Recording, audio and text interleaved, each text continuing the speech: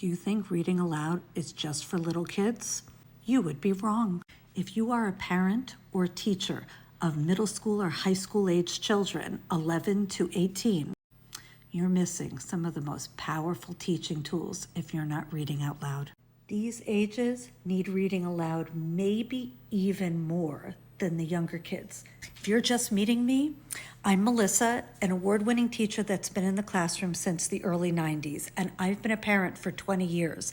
I have tried it all, and I share what works. When you read complex texts out loud, you are exposing these kids to advanced vocabulary they might miss on their own. Think about it. How many times have you read a book and you kind of glossed over the word, or you pretty much figured out what it meant from context clues?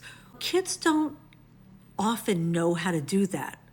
Next, hearing rich, diverse ideas sparks deeper conversations with kids this age.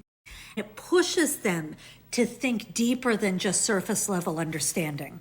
In fact, if you need to have a difficult conversation with a preteen or teenager, using a book is the best way to do it. When you read out loud to preteens and teens, it allows them to access books that are too hard for them. I'm going to give you an example. My daughter had to read Romeo and Juliet her freshman year. Reading Shakespeare is hard. So I read it out loud to her, and I did voices.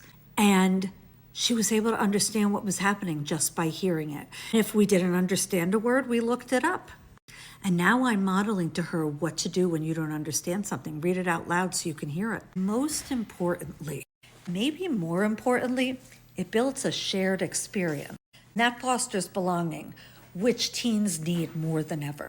Last year, I read Ender's Game to my 7th and 8th graders. The discussions we had. If you have not read that book, read the book, but don't bother with the movie. When you read aloud, you bridge the gap between what's too hard to decode, what's worth deeply understanding. Read aloud to the preteens and teens. You're not babying them. You're building readers and thinkers.